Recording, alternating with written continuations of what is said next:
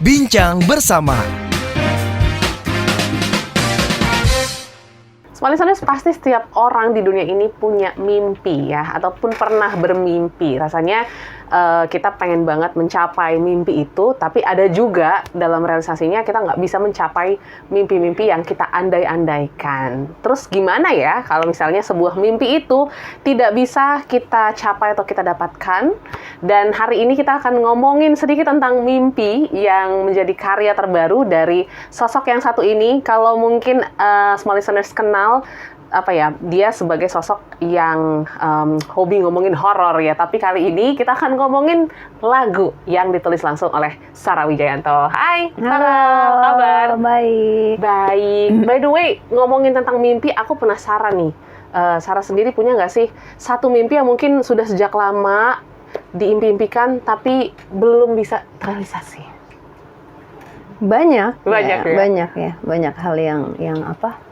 Ya, banyak keinginan lah ya, semua orang pasti punya gitu. Tapi kan itu ya, kalau misalnya kita nggak punya mimpi, kita jadi nggak ada drive untuk berusaha untuk kan proses untuk mencapai mimpi itu yang mungkin sebenarnya untuk kita belajar ya. Betul.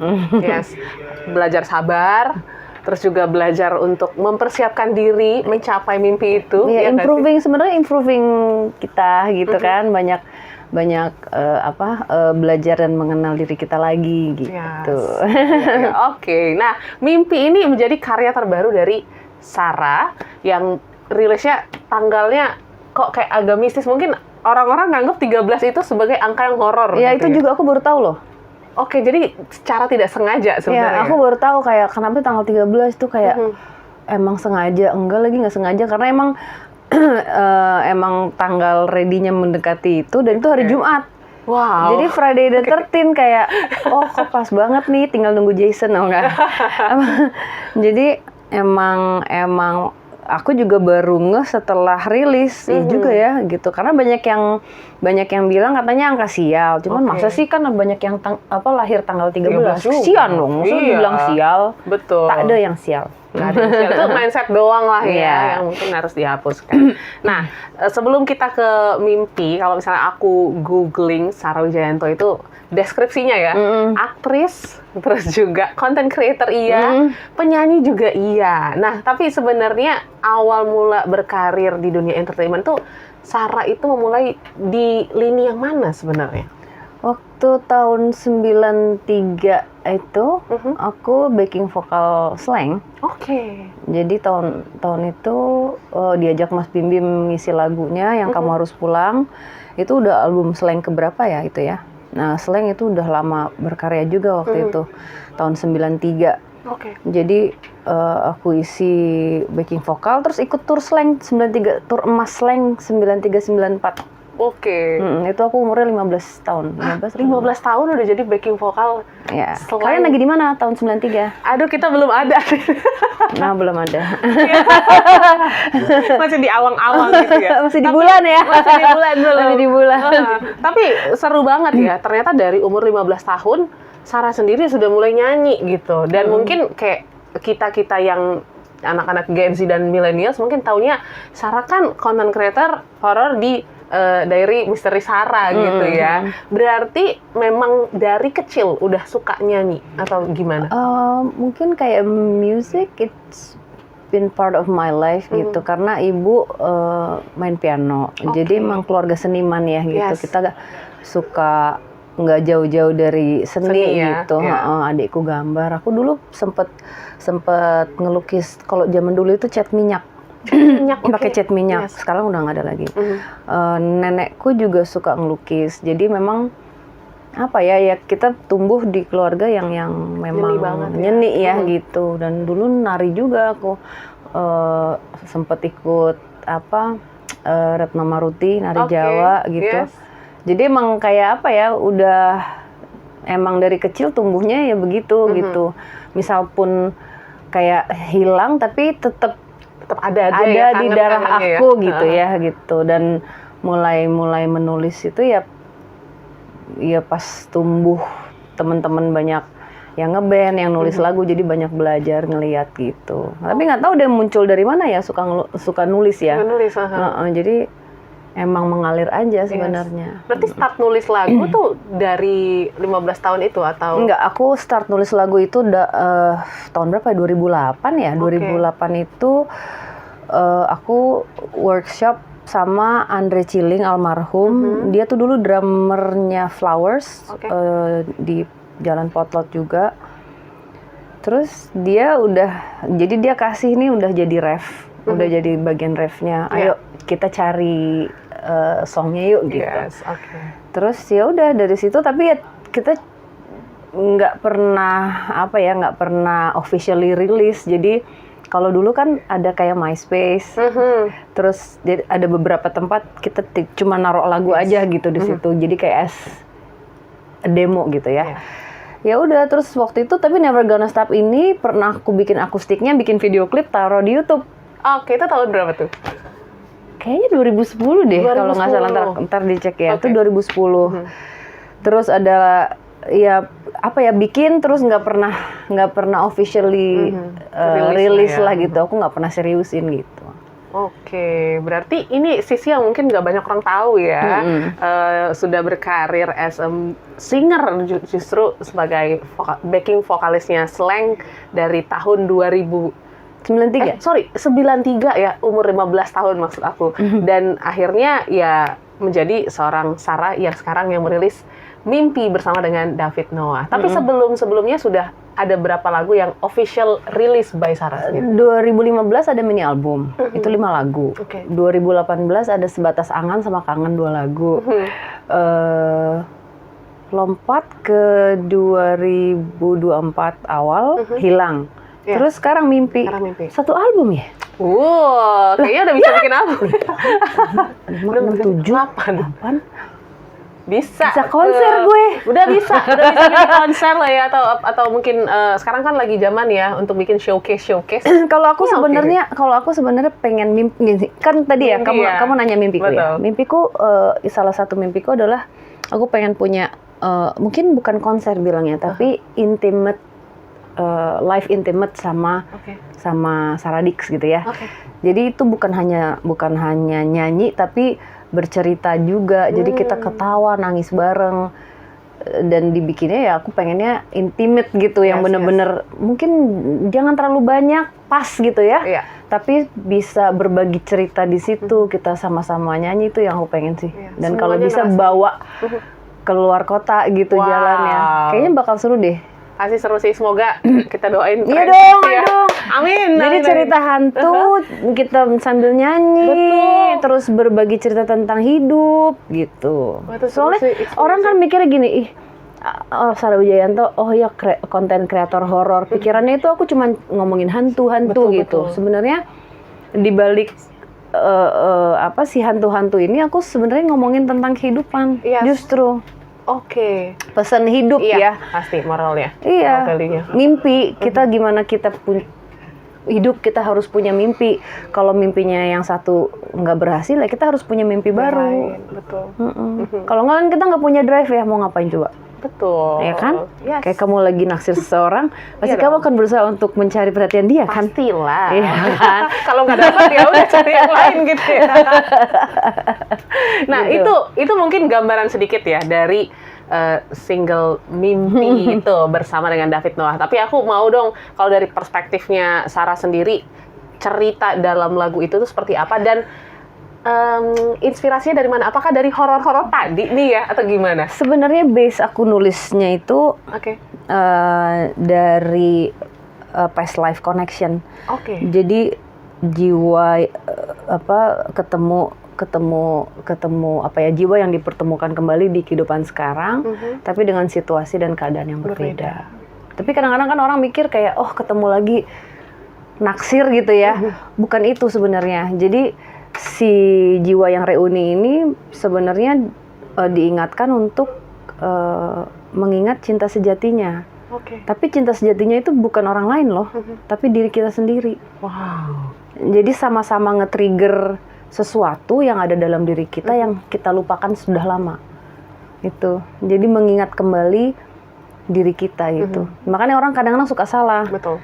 Jadi kayak pikirannya tuh kayak oh naksir, enggak kayak gitu konsepnya gitu. Dan bukan hanya berpasangan, bisa jadi dulu pernah jadi anaknya atau keluarga gitu. Jadi macam-macam ininya ya, koneksinya gitu. Dan itu memang untuk mengingatkan dan membantu kita menjalankan kehidupan kita yang sekarang. Kalau untuk yang percaya reinkarnasi ya, sebenarnya base-nya itu. Tapi aku menggabungkan juga karena kalau misalnya aku nulis base hanya past life connection terlalu berat. Betul. Karena banyak orang yang tidak percaya reinkarnasi juga gitu.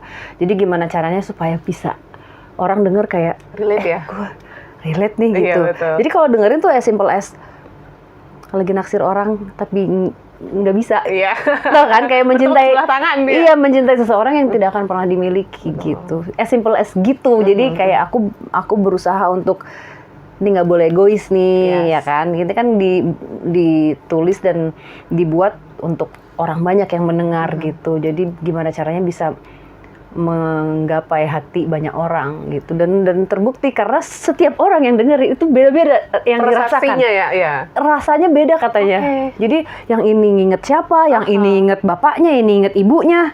Jadi macam-macam dan itu menarik buat aku kayak wow.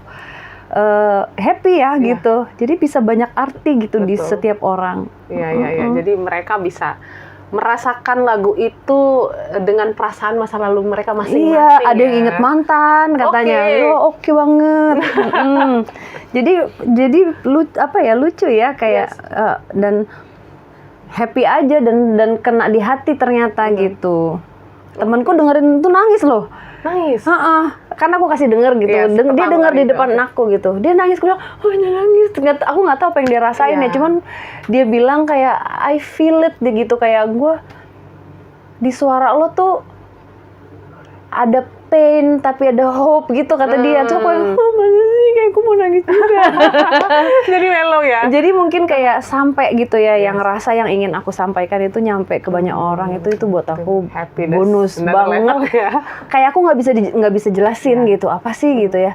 Kalau ditanya, iya pengen bisa dapat uang ya iyalah, semua orang kan pasti kerja cari duit ya. Betul. Tapi pada saat ada reaksi seperti itu, aku tuh kayak disiram sesuatu yang I have to keep doing this gitu. Karena bisa jadi memori untuk orang lain gitu loh, kayak masa sih gitu loh. Dan itu kan karya seni yang melalui cerita kehidupan seseorang ya. Gitu. Kalau misalnya kita bikin segala sesuatunya pakai hati, harusnya sih sampai ke hati akan juga nyampe ya. Gitu. Karena waktu kita dengerin juga gitu ya, ini langsung tersihir juga dengan alunan piano dari David Noah ya. Kayaknya Sarah tahu banget nih ya untuk bisa membawa cerita ini sampai ke hatinya pendengar. Kayaknya harus berkolaborasi dengan David. Gimana cerita kolaborasi ini? Sebenarnya kan udah jadi demo. Jadi aku bawa ini pas pada saat aku ngasih denger dia itu sama sekali nggak punya plan kayak yuk kita kerjasama, nggak ada lagi kayak gitu. Jadi kayak emang aku kan sahabat Noah, jadi sering nonton mereka. Terus pas di backstage aku bilang, Kak Apit, aku punya lagu dengerin dong gitu kan. Terus dia main ke rumah dengerin ada beberapa lagu. Terus dia nggak tahu kenapa pas denger lagu Mimpi ini dia relate. Terus dia bilang kayak kita bikin yuk ini. Kaget dong bocahnya kayak kok jadi serius ya? Masa sih? Oh iya gitu. Beneran gitu kan. Dan waktu itu Noah lagi sibuk-sibuknya. Terus tapi di sela-sela kesibukan mereka, kita sempat akhirnya workshop. Itu tuh melalui banyak versi. Jadi nggak cuman langsung jadi gitu. Lama loh bikinnya, itu tahun 2022 akhir. 2022? Jadi bikinnya setahun setengah lebih. Ya, karena mereka juga kan maksudnya emang agak susah jadwal ya. Tapi ada momen kita cukup intens workshop, terus ada ganti versi, terus sempat dia sibuk banget, akhirnya aku sempat selesaiin sendiri. Nah, udah selesaiin sendiri, aku sempat mastering loh. Terus dirombak. Pecah banget nih. Ini ada revisi. Kan kalau revisi dikit ya, tapi kan ya udah deh kita ngulang lagi gitu. It's okay lah ya untuk yang terbaik. Terus akhirnya ngulang musik. Itu rombak ya namanya ya? Iya kan? Banyak. Dari awal sampai akhir. Mohon maaf nih. Udah nih, udah Ulang jadi. ya? Oke. Kita dengerin kan bareng-bareng dengerin. Betul. Ra, dia pelan-pelan banget ngomongnya. Kayaknya kalau ngulang vokal lebih bagus. tapi perasaannya? menangis. Menangis ya? Cuman kan maksudnya gini, aku stres banget karena itu kan udah lama aku pengen keluarin gitu ya. Cuman akhirnya aku belajar banyak lah dari proses ini gitu. Tapi pas pada saat take vokal, oh yaudah retake vokal itu belum, nggak langsung. Aku nggak suka, kayak nggak mau, gue nggak dapet apa yang mau gue sampein. Pas aku denger, I hate it, aku nangis loh. Aku nangis, I was so stressed out, kayak bener-bener nggak bisa nih. Terus aku telepon Robby Geisha, aku bilang, Robby bantuin aku direct vokal, please, gitu. Karena aku nggak mau ganggu David, karena kan David udah dia fokus ke si musik ya, maksudnya si dia udah cukup banyak yang dia lakukan lah gitu. Jadi biar aku fokus sama si vokal nih gitu. Aku minta bantuan Robby. Itu beberapa hari kemudian kita take vokal lagi, dan itu setelah Jangan Sedih. Yang di akhir ada penambahan dan ganti lirik. Wow, itu after a long time. Oke. Jadi ada perdebatan di antara Sarah dan David. Oke. Dari udah setahun nih. Yes.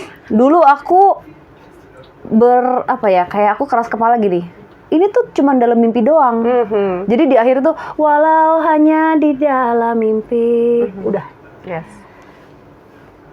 Ya aku kayak nggak bisa, ini kan cuma di dalam mimpi. Loh enggak, Ra. Ini kan kayak emang nggak mau ya dikasih harapan. Terus aku yang kayak nggak bisa ini cuma. Terus dia yang kayak oh ya udah gitu kan. Dia kayak males kan berdebat gitu kan kali. Terus setelah setahun melalui pendewasaan seorang Sarah Wijayanto, kan kita pasti berubah ya. Pasti.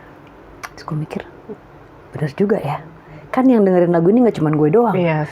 Kalau misalnya orang lain denger, mosok cuma di mimpi aja, doang, iya kan? Kan kalau kata mama mimpi harus dikejar. Betul.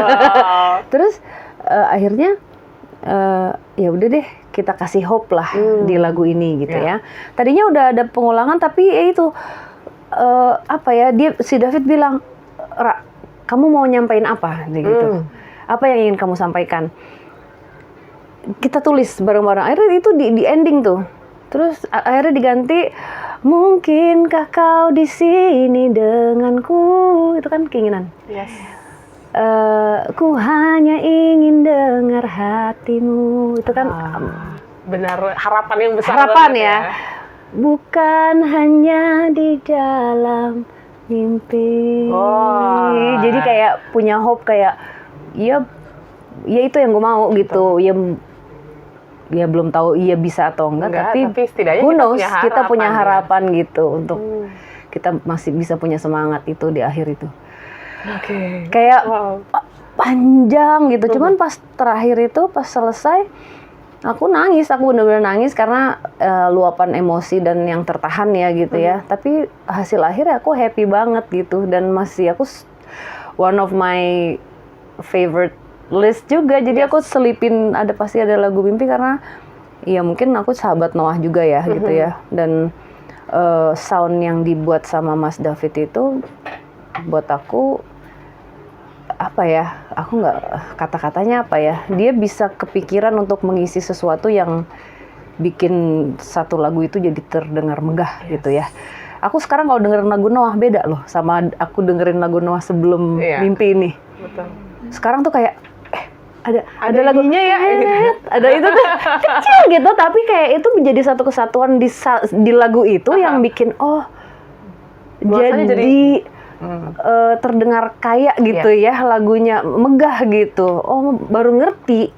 Jadi aku belajar banyak dari situ. Kalau bikin sesuatu ya jangan gampang puas ya gitu. Kita harus push ourselves. Bisa nggak, siapa tahu bisa lebih bagus gitu. Betul. Itu aku di push nada juga berantem juga. Aku nggak bisa nggak bisa. Terus dia naikin nadanya diam-diam tuh, nyanyi aku bisa. Tuh ada perdebatan lagi nggak, akhirnya kita nego-nego di tengah gitu, kayak di push ya. Tapi memang kalau misalnya kita di zona nyaman terus kan kita nggak akan belajar. Jadi emang ya belajar banyak lah, mudah-mudahan bisa di lagu yang berikutnya bisa lebih baik lagi. Lagu berikutnya ya. Weh! Oke, berarti emang proses mimpi ini benar-benar kayak gimana kita mengusahakan mimpi itu menjadi realisasi yang benar gitu ya. Sebenarnya mimpi bisa kolaborasi sama David Noah. Itu kan kayak, It's a dream juga. iya gitu. Kayak tinggal nih sama satu band nih kali suatu hari nanti. Siapa tahu didengar ya kan? Iya, iya kan. Amin. Noah gitu. Iya. Tapi tiga-tiganya ya maunya. Iya, jangan kepisah-pisah dong. Jangan kepisah-pisah. Maunya Satu bareng terus kayak iya, bikin main kencringin deh juga. Tapi by the way tadi Sarah udah nyebutin bahwa next kayaknya ada project lagi gitu. Tapi ini kan berbarengan ya, yang dilakukan Sarah as a content creator juga masih aktif. Juga musik nih udah mulai lagi nih, kayaknya udah ada plan-plan lah ke depan. How you manage that? Ya apa ya, karena mungkin happy dan emang passion juga, jadi ya harus bisa cari waktu lah gitu. Kayak bikin waktu untuk apapun yang bikin kita happy ya. I think it's okay. Bisa lah, pasti bisa. Pasti ada waktunya gitu ya. Pasti bisa, kalau kita mau pasti ada bisa. Jalan lah ya. Makanya lu kalau misalnya deketin orang dia nggak jawab telepon lu, berarti lu jadi bahan gabut doang. Bener gak sih? Betul. Nanti Enak kita bener kayak hai gitu, sesibuk-sibuknya orang masih sih kagak ngeliat HP. Iya. Oh iya, tenggelam. Tenggelam. Kapal, emang. Gila kali. Betul. Lah iya kan. Kalau misalnya emang kagak suka-suka banget, ngomong aja. Nggak usah buang-buang waktu orang. Bener gak sih? Ini kayaknya yang di belakang kamera relate semua Iya, ya. relate ya. Iya kan kadang-kadang orang kayak gitu ya. Kalau misalnya mau happy-happy aja, udah nggak apa-apa, kita gini-gini aja ya. Nggak usah serius-serius amat. Jadi kan nggak buang-buang waktu nih. Yes, kita juga bisa mikirin yang lain gitu kan. Iya, kadang-kadang kayak udah kayak maunya A tapi udah love bombing tuh, ya kan, abis itu gone kayak jalangkung. Ya kan, datang tadi jemput, pulang tadi antar. Iya, tiba-tiba hilang aja, di ghosting. Ya, jangan kayak gitu ya, semua listeners ya. Iya, jangan ya, jangan ciledug ya. Apa tuh ciledug? Cinta lewat dukun. Cinta lewat dukun. Oke.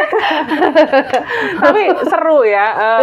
Ternyata apa ya, perjalanannya Sarah Wijayanto itu cukup banyak gitu ya, dari dunia seni, terus juga mungkin dari ya memberikan moral value dari DMS juga. Cuman apa sih yang membuat Sarah sampai sekarang itu masih tetap konsisten melakukan hal yang sama gitu? Mungkin banyak orang yang ngerasa kayak ada titik jenuh lah dan lain sebagainya. Apa yang jadi bahan bakarnya Sarah deh? Yang jadi bahan bakar aku ya. Yang jadi bahan bakar aku karena aku baca komen ya. Oke. Aku baca komen sama kadang-kadang suka buka DM gitu. Banyak yang menuliskan curhatannya mereka. Jadi katanya bilangnya terima kasih, kebanyakan bilang terima kasih. Misalnya habis nonton konten ini, aku jadi berani memeriksakan diriku, memeriksakan kesehatan mentalku. Terus ada juga terima kasih karena Kak Sarah aku berani untuk keluar dari hubungan toksik. Ada juga karena Kak Sarah aku berani memeriksakan diri karena berapa kali aku berusaha untuk mengakhiri hidup. Gitu. Hal-hal kayak gitu yang buat aku kayak aku ngomong satu kalimat menyampaikan pesan gitu ya, berarti buat hidup orang gitu, sampai bisa menolong hidupnya gitu ya. Ya itu adalah suatu hal yang gak bisa aku itu kayak air tadi. Betul. Aku kayak disiram air yang sejuk yang nggak ada harganya gitu. Dan buat aku ya kalau misalnya aku masih kuat dan masih bisa berbagi cerita dan menyampaikan pesan, ya kenapa enggak gitu. Karena dengan aku menyampaikan pesan dan berbagi cerita ini, aku juga belajar banyak untuk diriku. Jadi sambil ngomong tuh sebenarnya ngingetin ke diri sendiri itu gitu. Jadi ya udah udah bagian dari yang aku jalanin aja. Itu salah satu bahan bakar. Jadi lebih semangat. Tapi kalau dia bilang capek nggak sih? Capek lah ya. Pasti ada lah ya. Pasti kan bersinggungan dengan dunia seperti itu, dan itu tidak hanya di konten aku bukan Iya. cuman pada saat bikin DMS Iya. gitu. Setiap hari aku mesti ngadepin sama gitu. Jadi kalau tanya horor, udah horor tiap hari gitu ya. Udah jadi makanan sehari-hari. Tapi ya itu tadi ya nggak apa-apa. Mungkin Tuhan kasih aku kesempatan hidup setelah melalui banyak hal gitu ya. Mungkin ya karena ya itu ada gunanya lah untuk orang lain ya. Yes. Gitu. Wah, tapi menarik banget ya. Tadi kan kita sempat ngomongin tentang intimate concert atau showcase itulah ya. Cuma tadi Sarah juga ngomong bahwa kayaknya seru ya kalau kita nyanyi cerita horor. Sambil minum ya, sorry. Iya, it's okay. Dan juga pastinya seru-seruan, ketawa-ketawa sampai nangis dan lain sebagainya. Nah, kedepannya gitu ya, di mungkin musik dan juga ya hal yang Sarah jalanin ya, mungkin bikin konten horor, ada yang ingin dikawinkan nggak? Mungkin dari cerita-cerita yang Sarah jalani gitu ya, lagi bikin konten, terus akhirnya ditulis menjadi sebuah lagu. Sebenarnya ada di tahun 2015 itu ada judulnya lagunya Suti. Suti itu adalah salah satu sosok yang aku temuin. Aku bikinin lagu, tapi sosoknya udah pergi. Jadi dia udah crossover gitu. Ya pengen kemarin-kemarin itu juga sudah pernah kayak gitu. Jadi sebelum mulai masuk lagu itu ada ceritanya. Jadi penghantar cerita gitu, dan setiap lagu itu akan mewakilkan satu sosok misalnya. Gitu. Jadi ya nggak tahu deh, mudah-mudahan bisa jalan. Dan ya itu tadi sebenarnya bukan horor ya. Yes. Kalau misalnya orang bilang kita mau ini Sarah ngomongin hantu-hantu ya, tapi bukan berbicara tentang kematian, ini tentang hidup. Gitu. Jadi makanya orang udah kadang-kadang suka ngeliat aku kayak nggak mau dulu gitu ya. Karena kan menilainya cuma dari kulit yang mereka dengar gitu ya. Cuman nggak masuk, makanya nggak kenal kan kita nggak tahu ya. Tak kenal maka tak sayang. Tuh, cuman jangan terlalu sayang nanti. Ini kayaknya ada yang gue bacain di belakang kamera ini. Nih kayaknya nih ya. Tapi apa ya? Mungkin perjalanan ini masih sangat panjang karena tadi Sarah juga mengatakan bahwa even dari konten ya cerita-cerita pengalaman horor dan juga lagu-lagunya banyak yang merasa relate dan kayaknya perasaannya tuh tersalurkan dari karya-karyanya Sarah. So next boleh juga difikirkan tuh tadi album khusus yang ada cerita dan lagunya yang mungkin menceritakan value-value yang sudah Sarah jalani pasti. ya. Dengerin kalau misalnya emang ini kalau lagi iseng dengerin yang mini album aku. Ada judulnya Hidup. 5 lagu di album itu semua genre berbeda. Jadi itu mungkin proses pendewasaan aku ya, aku pernah ngejalanin itu gitu. Jadi macem-macem pas pada saat dengerin 5 lagu itu akan merasakan banyak hal karena bener-bener dibawa ke beberapa genre. Coba dengerin deh. Dengerin mini albumnya Sarah Wijayanto ya. Dan mungkin yang terakhir ya, ini kan masih menjadi perjalanan yang panjang untuk Sarah, untuk selalu memberikan efek baik lah ya untuk para pengikut Sarah Dik gitu ya. Apa yang mungkin ingin Sarah sampaikan kepada mereka gitu dari konten-konten, karya-karya yang sudah Sarah rilis dan buat? Ya pasti terima kasih atas support dan cintanya selalu gitu ya. Dan Sarah Dix itu aku kadang-kadang terus semangat dan terus jalan itu karena mereka gitu. Karena ya itu tadi aku banyak mendapatkan notes ya, kayak mereka menyampaikan langsung, sampai ada Sarah Dix Malaysia itu bikin buku. Jadi buku dikirimkan ke aku. Itu pesan-pesan dari masing-masing membernya gitu. Itu tuh aku simpen di samping tempat tidur. Kadang-kadang kalau misalnya lagi down gitu suka aku buka, aku baca gitu. Karena kadang-kadang kita manusiawi ya, kalau kita hidupnya kayak kita ngerasa capek gitu, kayak ya pengen nyerah gitu ya rasanya gitu kan, ya itu manusiawi. Dan pasti ada momen untuk kita yuk istirahat yuk gitu ya. Nah itu salah satu hal yang bikin aku bisa yuk gitu. Itu salah satunya adalah mereka gitu. Ya gitu aja. Ya, itulah pastinya. Jadi semua listeners jangan lupa terus support Sarah ya dalam setiap karya dan perjalanannya. So, mungkin yang terakhir boleh nggak nyanyi refnya aja? Mimpi. Mimpi. Silahkan. Akan ku ingat selamanya waktu kita berdua. Ini tempatku semestinya, janganlah berakhir. Itu dia sepenggal mimpi. Kalau mau denger lengkapnya bisa di seluruh digital platform. Yeah. Dan juga di YouTube juga sudah ada ya. Ada video liriknya. Oke, so thank you Sarah for sudah having banyak sharing. me. Kita aminkan untuk segala mimpi-mimpi yang akan dikejar oleh Sarah dan juga semua listeners. Terima kasih banyak, semoga bisa terinspirasi dari perjalanan Sarah dalam mengeluarkan karyanya yaitu Mimpi. Kalau begitu kita pamit, sampai jumpa dan see you next week. Bincang bersama